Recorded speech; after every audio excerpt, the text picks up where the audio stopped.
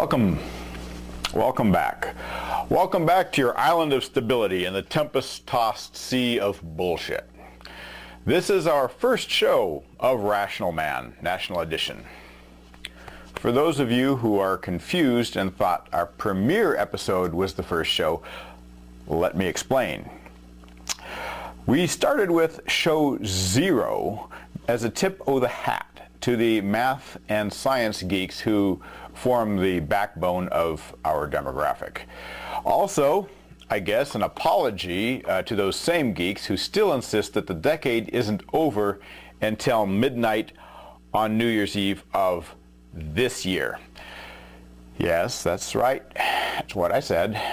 I'd explain it, but it would just be like throwing gasoline on a fire. So, anyway, I also forgot to mention something last week. Last week I said to send in your stuff to ask@rationalman.com, which is still true, but I'd like you also to note on your message somewhere whether or not you would like to be identified on the show, on air, like right now. And if so, tell me what name you prefer, or that is to say, what name I should reference you by, what I should call you, if you will. Okay. On our last episode, we touched on what rational thought means. I would like to expand on that a bit with some subtle differences in approach that separate the various disciplines of thought. To many, logical and rational are the same. I disagree. Logic is a rigorously bounded discipline. Many of us remember that pointy-eared guy from Star Trek, the old generation. This guy is always running around, misunderstanding everything because human behavior falls outside his narrow definition of logic. That guy would have been so much more useful if he had been given a cheat sheet on human behavior factors.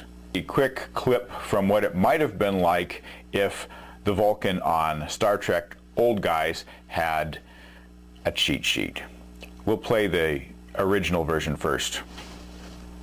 Captain, you did not get enough sleep last night. That is illogical. Versus what it would have been like if he had a cheat sheet. Captain, you did not get enough sleep last night. I see.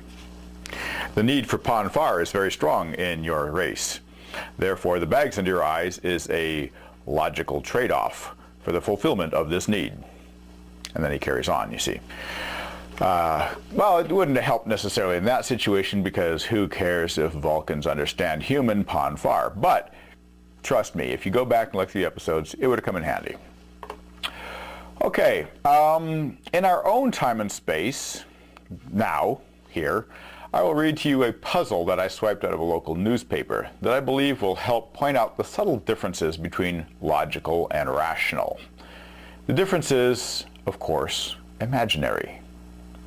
Or is it? All right. Test your logic. 4 authors who find themselves heading for the worst seller list get together and make an appointment with a new literary agent. He asks about their work. However, the novelists always lie, and the nonfiction writers always tell the truth. Andy replies, "Of all of us are novelists." Bay says, "No, only 3 of us are novelists." Chaz says, "No, only 2 are novelists." And Dre says, "No, only 1 is a novelist." Who writes what? Answer: Andy must be a novelist. Why? If she were a nonfiction writer, she would not say that she was a novelist. So because she lies, we know that at least one of the group writes nonfiction. Chaz must be a novelist too. Why? If he were telling the truth, either Bay or Dre would be a nonfiction writer, which is impossible. Both of their statements conflict with Chaz's statement. And Dre must be a novelist. Why? If she were telling the truth, both Bay and Chaz would be nonfiction writers, which is impossible.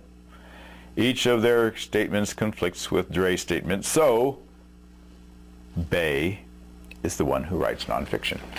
But, you know, if you look at the thing, the answer is longer than the actual question itself. So, you know, that's how a logical person might go about it, following the little laws of logic like a rat in a maze, winnowing out every detail like a Vulcan tax auditor and all. But is that really the best way? Is it?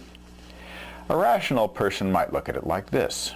Since all four of the writers contradicted each other, then only one can be telling the truth. Which one? The one that says three of them are lying. Boom. Done. Simplicity. And as you know, simplicity is elegance. Okay, now let's go to our inbox for the top questions of the week.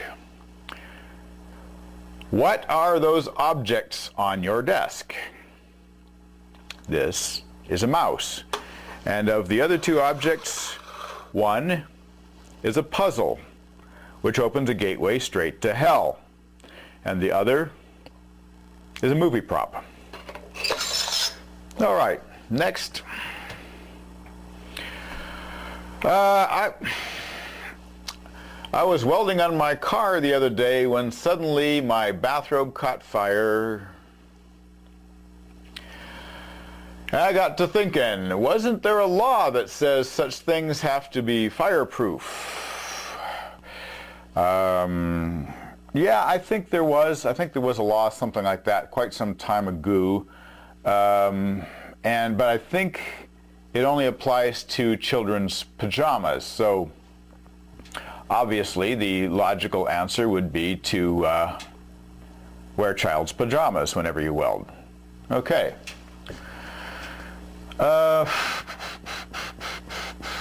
Right. Great. Hey, hello. Hello again. Mark. In show 0, you seem to say that either space aliens built the pyramids or an ancient king who used slaves, rollers, and levers. True that. These two theories are not mutually exclusive. I knew that. Why couldn't a space alien have built them using slaves, rollers, and levers? Okay, now here's the thing. Now,